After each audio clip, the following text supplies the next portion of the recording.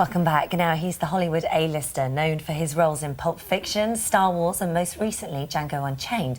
But today, movie star Samuel L. Jackson is turning his attention to charity. Well, This Morning is launching a very special Male Cancer Week with Samuel, who founded his own One for the Boys campaign. Well, according to a recent report, hundreds of thousands of men over 50 are at risk of dying from cancer because they do not recognise the symptoms and refuse to see a doctor. Well, all this week, Samuel and others will be encouraging men of all ages across the country to be more open and aware about their health. Today, see Samuel and Philip visit a male cancer ward at the world-famous Royal Marsden Hospital.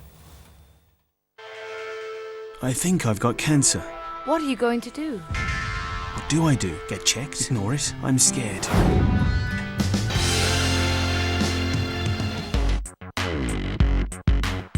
Before phones, before cars, even before the invention of the light bulb, the Royal Marsden had already started its fight against cancer, becoming the first hospital in the world dedicated to the study and treatment of the disease. Throughout its history, the Marsden has remained at the forefront of the battle against cancer, but don't take my word for it. This is the best hospital in Britain. Daniel is one of over 50,000 patients treated every year, and Burdett Coutts is a cancer ward dedicated to men. So where better for Samuel L. Jackson We're good to go. to visit as part of his One for the Boys campaign. And I joined him for a tour with Sister Nikki. Sister Nikki. Sister Welcome Nikki. to Burdett Coutts ward. Oh, thank you. So this ward is a male urology and GI ward. So we just obviously treat male patients with gastrointestinal cancers, urology cancers such as prostate, testicular. Prostate and testicular are just two of the cancers that Samuel's campaign wants to make men aware of. We're trying to figure out how to get men to respond to the information that their body gives them, or respond to information, sharing information with their friends to say, you know, I have this pain here, I have this pain there, or, you know, I haven't been feeling well. Have you ever felt like this before, and what was it? Exactly. We find that men tend not to do that. Yeah. But if they did, how many of these deaths could be avoided? To try and prevent this, Samuel's key message is to get men informed and get them checked. And for Daniel, currently being treated for metastatic prostate cancer, it's a message he wholeheartedly agrees with. Why? Well, because I didn't know. You didn't know to have the checkup, or were you afraid of the... No, I didn't know. You didn't know about that at all. And Peter, currently being treated for rectal melanoma, has this to add. You would say to any guys who are watching this, if there's something wrong, get it checked I would straight say, away. guys up there, wherever you are, please have it seen to now before it's too late. Advice which can only help reduce this worrying statistic. And women can play a vital role in the fight against male cancer. Samuel met two men who illustrate this perfectly. More from Carl and his battle with testicular cancer tomorrow. We're together. But first, Mark.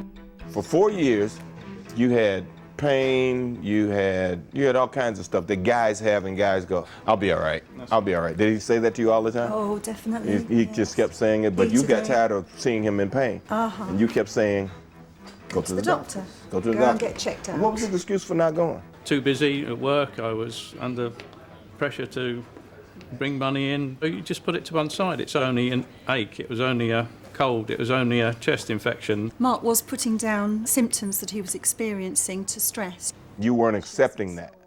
No, I knew it was more than that, and I think I'd have contacted the doctor myself if he hadn't gone. But I did nag. But you did nag? Uh-huh. Oh, yeah. So in this case, nagging was the good thing. Happily married for 32 years, Kay took the view that it was better to nag her husband than lose him. So what was the one thing you said to him that made him go? I think it was when he kept clearing his throat, and his father had died of lung cancer. And he had had a cough and clearing his throat for quite some time before, and I was just terrified that it might be lung cancer. Did you ever say that to him? Oh, yeah. Is that the thing that made him go in? He said, you have a history of family, you have a family history of cancer, and here you are, you won't go and get treated. Yeah, it tipped I hate the you, I'm going to leave you if you don't get treated. No, I didn't say Because I don't want to go to your funeral. Huh? No, you didn't say any of that? Come on. Gotta be tougher. Kay was, however, tough enough to finally get Mark to the doctors. He was diagnosed with prostate cancer, the second most common cause of cancer deaths in UK men. Surgeons at the Royal Marsden operated on Mark. Your cancer anniversary, right? It is, yeah. You, on this very day, you were being operated on. I was, yeah. Wow. The surgery was a success and Mark is now in remission. But remember, his road to recovery started with wife Kay insisting he go to the doctors. What advice would you give to other women who are in a similar situation with a stubborn husband? Urge them to go to the doctor every time. Withhold cooking privileges and being nice, or you have to sleep on the sofa or in the garage. Yeah, it's always an option. Any of those things. Yeah. Anything that works. Make them go to the doctor. Definitely. Tomorrow, Samuel talks to Carl, who after a devastating battle with testicular cancer, my 8-year-old brother came into the ward and saw me with tubes and me attached to the machine, and I just remember my little brother bursting into tears. is now in remission. And I just said to myself, come on cancer, let's have it out. I'm going to get you before you get me. And I meet Brenda, whose beloved husband Eric sadly ignored the signs with tragic consequences. You did wonder if only he'd have done something about it earlier. Things could have been different. So that's the key, isn't it? Early diagnosis. If you notice anything, go and get checked. Guys can be absolutely useless. Don't talk to each other, too embarrassed to talk to each other, and you think, what would be the best thing to do? Tell someone, get it seen to. Well, do it today. Having watched that, do it today. Right.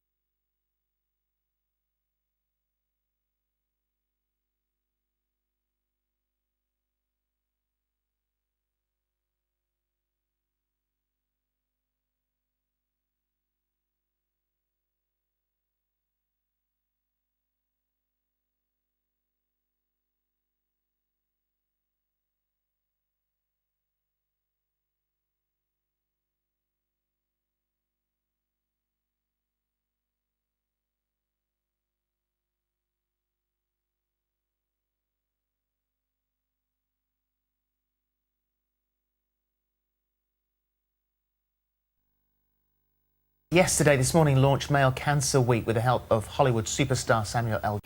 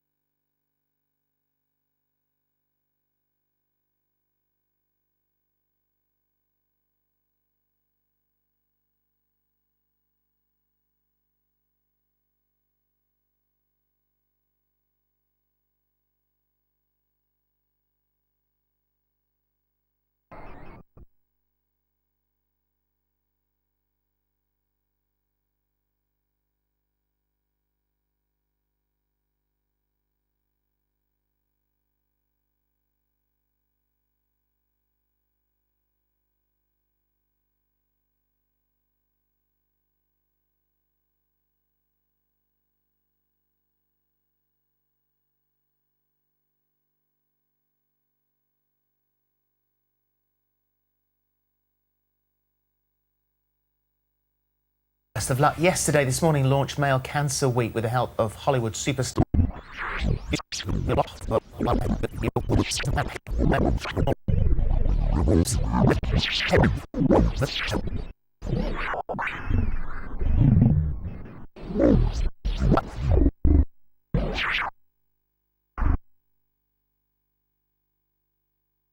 This morning, launched Male Cancer Week with the help.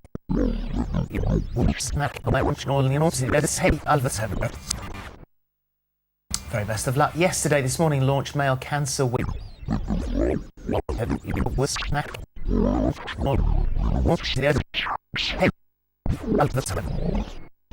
Best of luck.